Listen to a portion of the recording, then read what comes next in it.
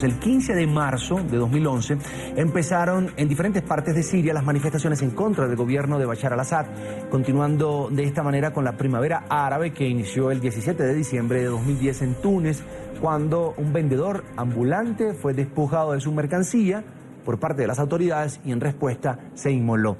Lo que causó fue un efecto dominó en el resto de las naciones.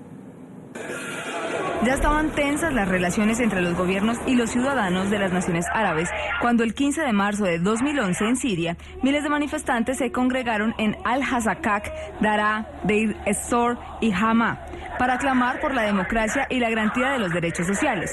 Días después, el ejército sirio y civiles tuvieron fuertes choques cuando los manifestantes reclamaban el fin de la corrupción gubernamental. Pero ese malestar se encontró con una violenta represión mientras gritaban «Dios, Siria, libertad». El 25 de marzo, 20 personas murieron en la ciudad de Daraa. Fueron asesinados 40 individuos cerca de la mezquita de Omar, 25 en Sanamen, en Homs y 4 en Latakia, y 3 más en Damasco. Después los líderes religiosos y políticos empezaron a involucrarse en el conflicto con duros sermones. Hoy el tren de la revolución ha llegado a una estación que estaba destinado a llegar, a la estación de Siria. No es posible a Siria desprenderse de la historia de la nación árabe. Opositores también pidieron a Francia mantener la presión sobre Bashar al-Assad para forzarlo a dejar el poder y así detener la matanza de inocentes. El 26 de marzo, al-Assad liberó a 200 presos políticos, demostrando su disposición de acceder a los diálogos con los manifestantes. El mandatario aceptó la renuncia de todo su gabinete. Mientras esto sucedía, las fuerzas leales al gobierno se movilizaron en defensa del régimen. A mediados de abril las insurrecciones se incrementaron, fueron aún más violentas y dieron paso a las milicias opositoras que recibieron el respaldo incluso de militares activos. Así se fundó el Ejército Sirio Libre y en noviembre de 2012 se creó la Coalición Nacional para Siria, que reúne 60 miembros de diversos grupos disidentes. El padre Rodrigo Miranda es el misionero del Instituto del Verbo Encarnado. Tiene más de 10 años de experiencia prestando ayuda en Medio Oriente y ha proporcionado también asistencia humanitaria en Siria desde que comenzó la guerra. Hoy se encuentra en Europa haciendo difusión de lo que precisamente ha visto de esa situación de los cristianos perseguidos y asesinados en Medio Oriente. Padre, ¿cómo ha sido su experiencia? Bienvenido a la tarde fin de semana de NTN24. Muchas gracias por invitarme. Ha sido una experiencia bastante intensa en todo punto de vista. Nuestra experiencia acompañando a la gente, la vida espiritual propiamente de nuestro oficio de sacerdote, pero también obviamente por las condiciones en que ellos viven, en una tragedia realmente en todo el aspecto humanitario. Ahora, padre, desafortunadamente los medios de comunicación no hemos podido tener registro de lo que ha pasado en Alepo en los últimos días. ¿Qué información manejan ustedes? Bueno, la última vez que he conversado con nuestra comunidad, hace una semana atrás, siguen ellos en condiciones muy precarias de vida, con recursos muy básicos. Ya son cerca de 4 meses que no tienen electricidad, ni agua, ni combustible. Esto obviamente ha sido así el tipo del conflicto desde el inicio, pero ahora en estos últimos meses se ha agravado un poco más, Padre, a pesar de la tregua. ¿Cómo es la situación de los hospitales? ¿Qué servicios prestan? ¿Tienen con qué ayudar a la gente? Hay muy pocas condiciones de ayuda en el aspecto de la salud.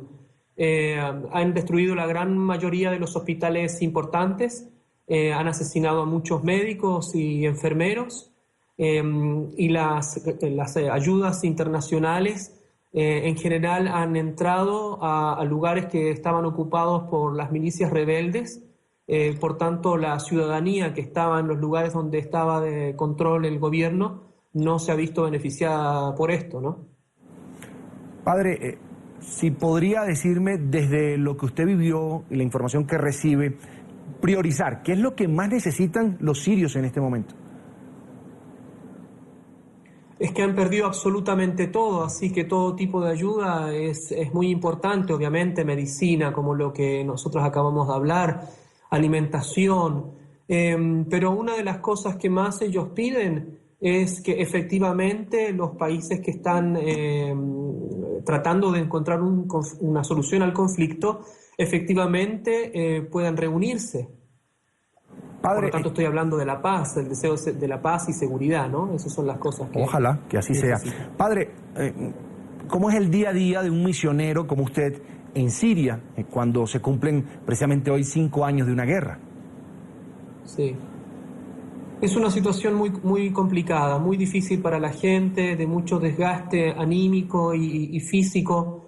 Tenemos 24 horas al día bombardeos, tiroteos también, enfrentamientos entre las distintas facciones. En general, la oposición trata de bombardear las zonas céntricas de la ciudad y como ellos habitualmente se agrupan ahora incluso por estas sectas más fundamentalistas, tratan de atacar a la población cristiana como su primer objetivo. Entonces la ciudadanía realmente está muy cansada, hay mucha gente que se ha tenido que ir, mucha gente que ha perdido todo absolutamente. Hay cerca de la información estadística, nos dice que hay cerca de 300.000 muertos, nosotros pensamos que hay muchos más. Ya hay cerca de 200.000 personas también que han fallecido por no poder encontrar medicinas, etcétera, ¿no? Es una ciudad, es una zona realmente destruida. Padre, usted que ha visto esa realidad de cerca, al lado suyo, quizás al lado del sitio donde dormía, ¿qué fue lo que más lo marcó? Bueno, el contraste de encontrarme a mi llegada en un país próspero, con clase de educación muy alta, con una cultura muy alta, estamos hablando de países de la cuna de la civilización. La ciudad que nosotros vivíamos era Alepo, entonces era una ciudad de 6.000 años de antigüedad, con mucho turismo, mucha arqueología, la gente es muy culta, vivían muy bien, había una sociedad una sociedad alta, un estrato alto, digamos, que vivía muy bien. Casi, o sea, tengo que decirlo así, digamos, no he visto la pobreza que yo veía en mi tierra, ¿no? En América Latina. Por lo tanto, después ahora llegar a ver un país que está absolutamente destruido, con condiciones de vida absolutamente inhumanas, y después con lamentablemente los niños que han tenido que nacer en esta guerra, que ya llevan 5 años, van a ser de las generaciones que realmente sufran las consecuencias de la guerra, que van a durar por muchos años más. O sea, los círculos de odio, como son facciones entre los musulmanes también que están involucradas, son generaciones que van a alimentar el deseo de venganza. Realmente eso es lo que más me ha impactado, ¿no? Ver las dos caras de la moneda de un país que se destruye. Cuando yo llegué a Siria, la gente me decía, ya había comenzado todo este proceso de lo que es llamada la primavera árabe, me decían que ellos pensaban que no iba a ocurrir nada en Siria, y a los pocos meses comenzó a ocurrir todo este conflicto violento desde los inicios, ¿no?